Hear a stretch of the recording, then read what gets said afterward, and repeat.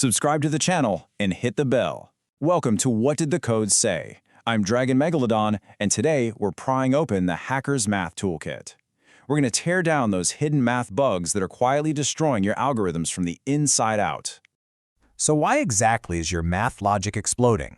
You write the script, you run the compiler, and boom, total system crash. Or maybe you're trapped in an infinite loop. Look, the absolute truth is that weak foundational math will ruin even the most elegant algorithms. You can know literally every programming language on Earth, but if your mathematical logic is flawed, well, your code is just a ticking time bomb. Think of this explainer as your edging survival guide. We're going to fix those fatal bugs before they take down your entire system. Let's dive into the toolkit. Tool 1. Exponents and radicals. Governing variable multiplication. Okay, let's rapidly run through these core rules, because this is exactly how you cleanly compress repetitive logic into super tight, efficient expressions. For the product rule, when multiplying two expressions with the exact same base, just add their exponents. Simple. The quotient rule, dividing identical bases means you subtract the exponents. With the power rule, if you're raising a power to a power, you literally just multiply those exponents together. And finally, the negative exponent rule. A negative exponent just means you take the reciprocal. It drops that factor right across the fraction bar. Memorize these guys. They are absolutely your best optimization tools. Now right here is a fatal logic bug that will crash your project. You cannot, and I repeat, absolutely cannot, distribute an exponent over addition or subtraction. A plus b, all raised to the power of n, is completely different from a to the n plus b to the n. There is no way around it. If you hard-code this mistake, your algorithm is going to spit out complete garbage data. You can only distribute exponents over multiplication and division. Moving on to radicals.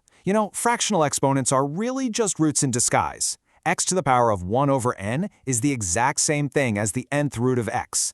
But watch out, here is the critical edge case. If you're taking an even root, like a square root or a fourth root, you absolutely must include the plus or minus sign. Think about it. If you calculate the square root of 4 in your logic and you only keep that positive 2, you just ghosted the negative 2. You've permanently lost data.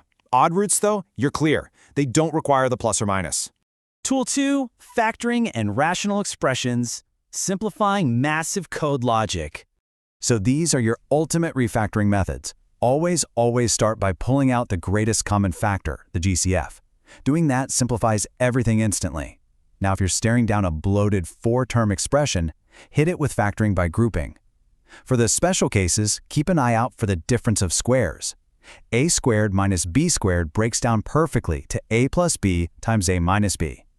But listen to me carefully. A sum of squares, like x squared plus 4, does not factor over real numbers. It is a total dead end.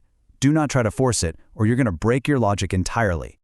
All right, when you're dealing with rational expressions, those annoying fractions with variables stuck in the denominator, you need to annihilate those fractions. We use the clear the denominators method. Step 1, find the least common denominator. Step 2, multiply every single term on both sides by that LCD. Step 3, cancel out those denominators entirely.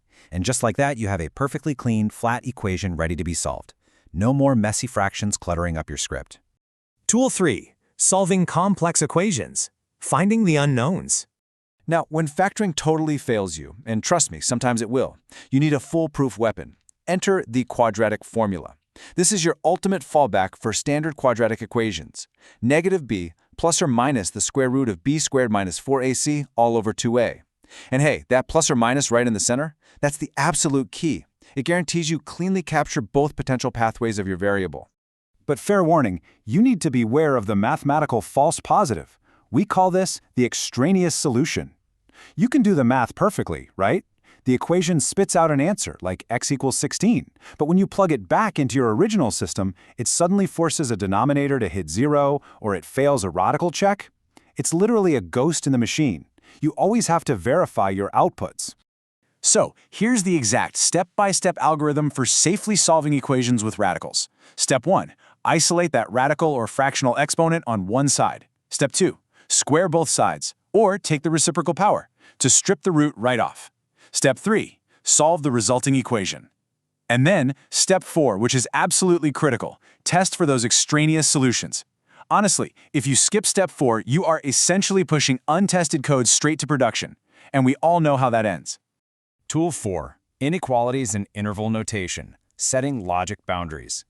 Visually speaking, this is how we map out logic boundaries. The number line stretches forever, from negative infinity all the way to positive infinity.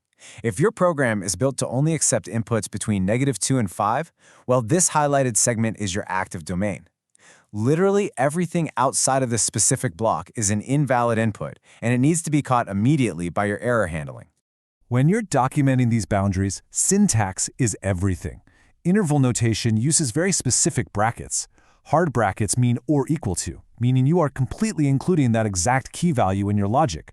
On the flip side, soft brackets mean strictly less than or greater than, so the boundary value itself is excluded. Oh, and keep this rule in mind. Infinity is just a concept, right? It's not a real number, so it always gets a soft bracket. No exceptions. Let's talk absolute values. They just measure pure distance from zero, totally regardless of direction. Look at how the logic splits up here.